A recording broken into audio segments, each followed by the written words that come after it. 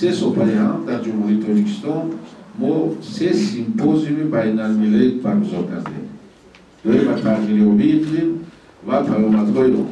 سال سوم است اطراف این مسائل بحث‌ها می‌روند و البته امروز علاقه ما می‌بینیم که تغییریابی اقلیم در حقیقت با زندگی انسان‌ها در تمام کره زمین تاثیر خودش را رسانده شده است.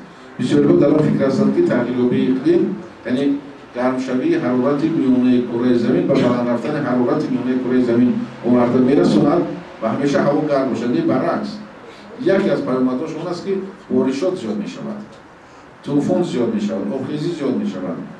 چون که هر چقدر هوا گرم باشد 75% کره زمین آب است. آبی است که در اقیانوس‌ها هستن است.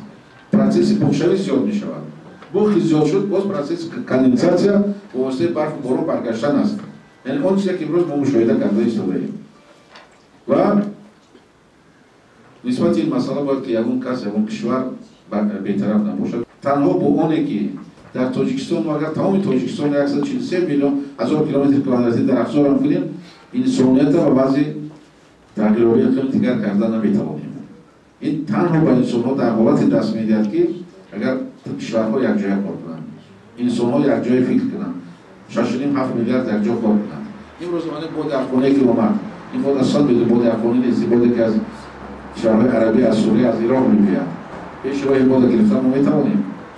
نه این هم تاثیر منفی است. یا دیگر حادثه‌ای که می‌شود.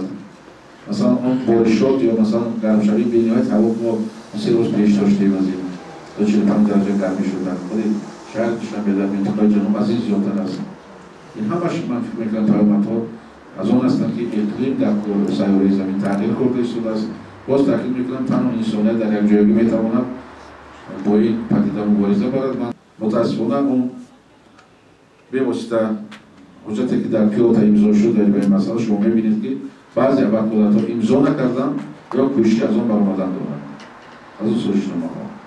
چون که اساس این تغییریابی اقلیم ضرری که انسانیت به اتمسفر رسانده شده است و محیط زیست رسانده شده است اساساً اجزای پرتاب‌های کارخانه‌های کلون صنعتی است که اما که در یک چند کشور عالم که رنگ و شمار هستند این پرتاب‌ها قریب 80% به آنها راست می‌آید و آنها نسبت این مسئله تا اندازه بی‌طرفی دارند، بی‌اهمیتی دارند و این من فکر می‌کنم که نه تنها برای جمهوری تاجیکستان برای تمام انسانیت بسیار خطر جدی است.